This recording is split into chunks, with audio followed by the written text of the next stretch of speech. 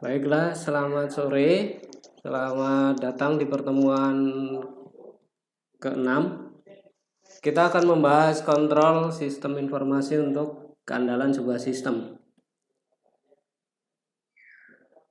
Sebelumnya kita sudah membahas mengenai bagaimana sebuah sistem harus diamankan dari fraud dan sebagainya ya. Sekarang kita bagaimana cara membuat keamanan pada sistem itu sendiri. Nah, definisi dari keamanan itu sendiri adalah proteksi atau perlindungan atau sumber-sumber fisik dan konseptual dari bahaya alam dan manusia. Jadi dalam pembuatan sistem informasi harus dipertimbangkan ini ya.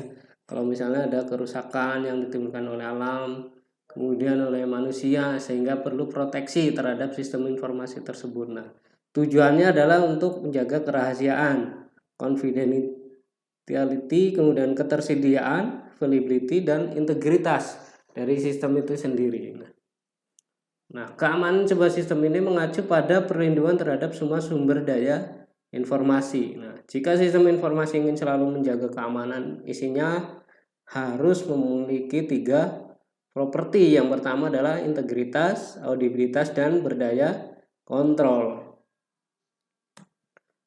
Kemudian kenapa perlu dibuat sistem? Karena sering munculnya adanya ancaman kenapa perlu dibuat keamanan pada sistem informasi tersebut? Karena sering muncul adanya ancaman keamanan, yaitu pengungkapan tidak sah dan pencurian. Misalnya pencurian database dan sebagainya ya, oleh hacker. Yang pertama-tama dilakukan biasanya mencuri password dari sistem tersebut untuk bisa masuk ke sistemnya. Kemudian penggunanya tidak sah, misalnya bukan orang yang diberikan wewenang untuk mengoperasikan sistem tersebut. Kemudian penghancuran yang tidak sah dan penolakan jasa dari sistem tersebut, dan modifikasi yang tidak sah. Jadi kalau ada orang yang iseng memodifikasi software atau perintah-perintah di sistem tersebut, bisa terdeteksi atau bisa dicegah ya, maka perlu dibuat sebuah keamanan. Nah, ini ancaman-ancaman inilah yang membuat para programmer tuh harus berpikir berhati-hati membuat software untuk dilengkapi dengan sebuah security. Nah, pengendalian akses di sini bisa dicapai melalui proses identifikasi pemakai. Jadi siapa yang boleh mengakses informasi tersebut? Misalnya untuk bagian entry data, siapa saja yang bisa melakukan entry data? Si A, si B, si C di data di situ. Kemudian pembuktian keaslian pemakai ya, dia harus memberikan foto atau misalnya nanti ada passwordnya ya. Kemudian otorisasi pemakai. Jadi nanti dibuat bertingkat ya, siapa saja yang boleh menggunakan proses entry data, siapa saja yang boleh menggunakan proses yang lebih lanjut ya, misalnya posting dan sebagainya ya, dibuat otorisasi. Jadi ini adalah sebagai bentuk pengendalian akses ya. Nah, di sini pertama-tama adalah kalau dilihat dari diagramnya, user, kemudian harus dilakukan identifikasi. Nah, di hasil identifikasi ini nanti ada di user profile muncul, kemudian di autentikasi atau verifikasi nantinya ya, kemudian diberikan otorisasi. Jadi dia bisa mengakses apa saja. Nah, ini biasanya ada di akses control file. Nah, kemudian disimpan dalam database, kemudian di sini menjadi software library ya. Jadi di tampilan menu itu seperti apa nih? Nanti saya akan contohkan, saya demokan software ya untuk mengakses sebuah software accounting ya. Kemudian di sini kemudian masuk ke audit log. Kemudian dibuat report writer, dan atas security dibuat laporan keamanan tadi ya, security reportnya. Nah, metode mendapatkan dan memelihara kontrolnya. Untuk melakukan kontrol, langkah yang dapat dilakukan oleh manajer yaitu manajemen dapat melakukan kontrol langsung. Kemudian manajemen mengontrol CBIS secara tidak langsung dengan terus-menerus melalui CIO. Kemudian manajemen mengontrol CBIS langsung berkenaan dengan proyeknya. Jadi di sini segala aspek, baik usernya, baik programmernya itu harus dikontrol ya. Sistem based information-nya ini harus dikontrol. Si manajemen harus bisa mengetahui. Jadi pada saat pembuatan sebuah sistem harus melibatkan manajemen ya untuk berdiskusi lebih lanjut tahapan-tahapannya, siapa saja yang diberikan otorisasi, siapa saja yang diberikan password, siapa yang menjadi supervisor, siapa yang menjadi operator. Nah di situ ya. Nah kemudian kontrol proses pengembangan sistem. Tahap pertama adalah melakukan tahap perencanaan, yaitu lakukan analisis pasar. Jadi kebutuhannya si perusahaan seperti apa, harus dilakukan diskusi lebih awal. Jadi jangan sampai nanti sistem dibuat tapi tidak dijalankan. Makanya di situ akan berpengaruh sekali di situ ya, dalam tahap perencanaan itu ya, kebutuhannya apa, nanti budayanya seperti apa. Jadi budaya di perusahaan itu akan berdampak pada sistem informasi akuntansi, sehingga perlu dipelajari budayanya seperti apa aja. Nah ini tugasnya programmer, bisa lakukan analisis pasar ya. Kemudian yang tahap 2 melakukan analisis, yaitu lakukan analisis penerimaan produk apa saja yang akan dimasukkan ke dalam sistem. Kemudian lakukan analisis pasar, kebutuhannya di permintaan pasar seperti apa. Kemudian tahap perancangan ya. Jadi setelah tahu bahwa ini pasarnya butuh software yang seperti ini, jenis produk yang akan di input dalam software itu adalah apa saja, baru nanti dilakukan tahap perancangan. Kemudian dibuat uji prototype, dibuat demonya ya, software demonya. Kemudian tahap penerapan atau implementasi. Nah di sini dalam implementasi pasti banyak terjadi kendala, sehingga perlu uji sistem operasional. Nanti setelah berbagai uji ini sudah terlampaui, sudah sukses, baru tahap penggunaan. Nah ini sistem kontrolnya ya dalam proses pengembangan sebuah sistem informasi. Nah bagian-bagian dari subsistem dasar ini ada, yang pertama adalah transaksi origination ya. Kemudian dilakukan jurnal transaksi atau entry transaksi. Kemudian dilakukan data communication, kemudian diproses oleh komputer. Nah bisa juga dari transaksi entry ini langsung ke processing komputer ya. Kemudian komputer processing ini nanti ada software library dan database ya, hasilnya ya disimpan di sini, kemudian baru ke komputer output. Nah ini subsistem dasarnya ya. Kemudian kontrol pada permulaan transaksi atau entry data. Jadi pada saat permulaan transaksi, yang pertama adalah harus dilihat dokumen sumbernya, ada tidak. Sudah dilakukan verifikasi atas dokumen tersebut belum oleh bagian keuangan misalnya. Kemudian materinya sudah ada belum, kwitansinya sudah ada belum. Nah kemudian kewenangannya, nah yang berwenang sudah bertanda tangan di situ belum. Kemudian dibuatkan voucher untuk input ke jurnal atau pembuatan input ke komputer. Kemudian jika terjadi kesalahan maka harus dilakukan penanganan. Misalnya jurnalnya salah, jurnal manualnya. Nah sebelum ke komputer harus dibuat debit kreditnya apa, chart of account-nya apa, nomor perkiraannya ya. Kemudian baru dilakukan penyimpanan dokumen sumber. Jadi voucher aslinya harus arsip ya, di file ya setelah dilakukan input. Nah pada saat kontrol entry data, yang pertama harus dilakukan entry data dan diverifikasi ya, verifikasi datanya sudah benar belum, cara inputnya, debit kreditnya, tanggalnya ya. Kalau udah benar simpan, kemudian lakukan penanganan kesalahan jika terjadi kesalahan. Nah jika ada kesalahan bisa diedit ya, lakukan edit, baru disimpan kembali. Nah kemudian penyeimbangan ke batch. Jadi nanti di dalam batch itu yang terdiri dari transaksi-transaksi, misalnya penjualan, pembelian, dikelompokkan dalam batch masing-masing ya. Kemudian komunikasi dan proses datanya. Kontrol pada komunikasi data yang pertama adalah pada saat pengiriman pesan. Kemudian ini misalnya pada saat entry data, nah si entry data ini nanti masuk database-nya kemana aja, misalnya transaksi kas. Berarti nanti ada database atau file yang berisi transaksi kas, nama, tanggal, kemudian keterangannya, kemudian dari mana sumber penerimaan kas itu. Nah, dibuat di sini. Kemudian kontrol channel komunikasi. Nah, komunikasinya jalan nggak, nanti yang file tadi nanti bisa ngelink nggak ke bagian atau ke file database yang lain.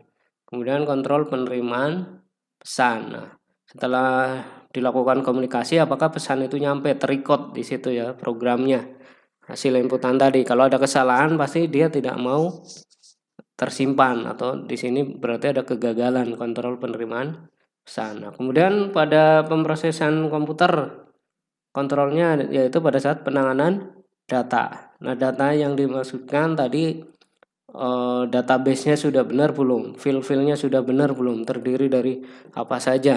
Nah, kemudian kalau ada kesalahan harus ditangani segera, jadi biar nanti komputernya atau softwarenya tetap berjalan. Kemudian kontrol database dan library software. Jadi di sini passwordnya, direktori pemakai, direktori file, enkripsi datanya seperti apa. Nah, di sini ya, di database ini ya.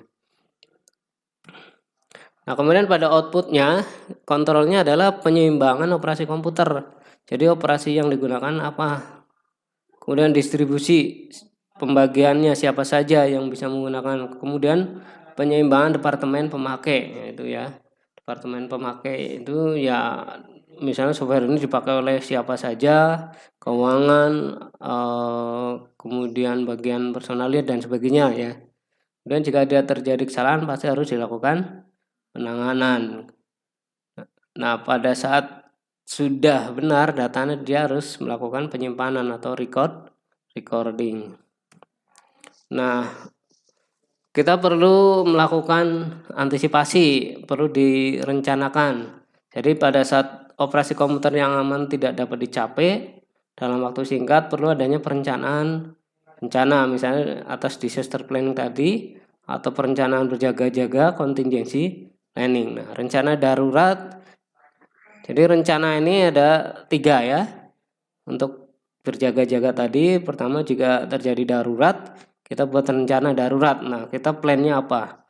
Program apa yang bisa mengenskrips atas keadaan darurat tadi. Kemudian rencana cadangan atau backup. Jadi pada saat datanya sudah masuk, harus dilakukan backup data, dilakukan mengenai redundansinya, misalnya berulang atau tidak, kemudian diversity perbedaannya, kemudian mobilitasnya, tingkat pemindahan datanya.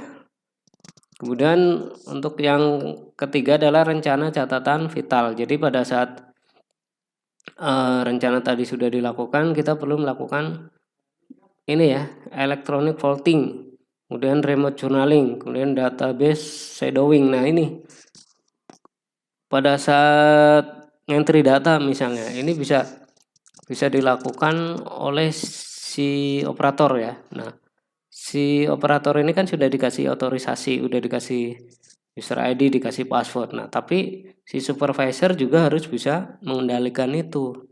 Jadi kalau misalnya si entry datanya salah atau dia berniat jahat, si supervisor bisa melakukan remote journaling. Jadi dia bisa mengambil alih. Dia bisa mengambil alih atas user ID tadi, kemudian dibenarkan jurnalnya. Kemudian database shadowing ini adalah disembunyikan ya, database-nya, jadi file tadi mungkin diduplikatkan atau di shadowing ini disembunyiin lah ya, biar nggak diambil oleh si pencuri data ya. Atau misalnya kalau terjadi error misalnya, atau terjadi tiba-tiba mati listrik, nah database-nya biasanya suka rusak ya, makanya ada backup data atau database shadowing ini yang akan bisa di recall kembali, bisa digunakan kembali. Baik, terima kasih, itu materinya. Nah, saya akan contohkan untuk yang tadi saya sebut, misalnya pada saat user ID mau masukkan, mau mengakses ke sebuah software. Ini saya contohkan, ini software waktu itu tahun 2000-an kita develop sendiri ya, kisarannya harganya 30, masih 30 jutaan ya, sangat sederhana tapi ya tampilannya. Tapi barangkali ini bisa sebagai demo saja. Nah, di sini ya. Jadi harus pertama software itu jalan, harus menginput user ID-nya. Siapa saja yang boleh menggunakan software ini. Kemudian harus punya password. Makanya pada saat tadi pembagian otorisasi di bagian masing-masing, misalnya entry data, posting segala macam itu dari sini. Nah, misalnya ini saya contohkan misalnya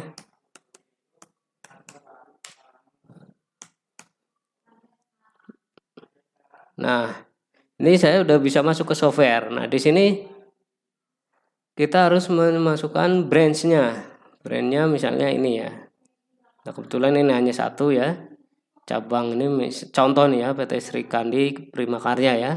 Nah, baru masuk, kemudian baru bisa mengakses ini ya, menu-menu apa saja yang bisa diakses oleh saya, oleh si operator, oleh si bagian data entry, oleh si supervisor. Nah, misalnya di sini bisa melakukan input ini ya, nama perusahaan, alamatnya, kemudian nomor telepon. Nah, di sini bisa ada add. Ketika add nanti harus ditambahin apa yang kurang, atau misalnya ada yang salah bisa diedit. Nah, di sini setelah diedit bisa dimunculkan logonya, misalnya ini saya ganti ini ya, CP ya. Nah, kemudian di save.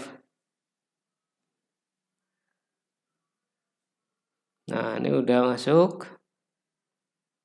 Nanti pada saat dibuka lagi harusnya logonya udah berubah. Nah, kemudian account group. Nah, apa saja nih yang bisa diakses di si user tadi ya. Kita membuat ini ya, post ini. Aktiva, pasiva, modal, income, sales, kemudian general expense, lain-lain, pajak dan biaya luar biasa. Nah, ini kodenya nih. Kelompoknya 1, 2, 3, 4, 5, 6, 7, 8, 9. Nah, yang lazim dipakai biasanya seperti ini ya. Kalau misalnya ada tambahan lagi, nah tinggal di add grup kodenya nomor berapa, kemudian nama grupnya apa, kemudian di save. Kalau ada yang salah misalnya bisa di delete. Nah, kemudian kalau misalnya mau membuat bagian perkiraan, nah di sini ada chart of count, misalnya ada aktiva, kan tadi aktiva 1, pasiva 2. Nah, jadi aktiva terdiri apa aja nih bisa diinput di sini dan seterusnya. Nah, ini nanti kita akan belajar lagi lebih lanjut. Nah, di sini untuk pembuatan password yang bertingkat ini, nah misalnya ini password user ID-nya samsam86 nih bisa apa saja sih? Nah, di sini kita mengaturnya nih. Misalnya untuk akses database, company atau brand code tinggal centang. Ini saya edit ya biar kelihatan ya. Jadi saya tuh si samsam86 ini bisa mengakses apa saja. Untuk database bisa diakses semua enggak? Kalau misalnya ada yang dibatasi ya tinggal diklik aja nih. Nah, untuk reportnya dia bisa apa saja. Proses data sampai general ledger, trial balance sampai detail of cost center. Nah, untuk utility si user ini bisa apa saja nih, tinggal diklik-klik ini. Atau misalnya user itu mau di lock karena misalnya dia suka iseng, suka nyuri database, nah di lock aja dari sini. Nah, ini kalau yang bisa melakukan lock ini adalah dia bisa yang supervisor tadi, dia bisa semuanya. Nah, ini contoh ya, accounting menu accessibility ya. Ini contoh pembuatan keamanan pada sebuah software ya. Ini saja yang bisa saya demokan. Terima kasih. Nanti selanjutnya kita bisa lanjutkan bagaimana proses entry data ya di pertemuan berikutnya ya. Baik, terima kasih. Selamat sore. Assalamualaikum warahmatullahi wabarakatuh.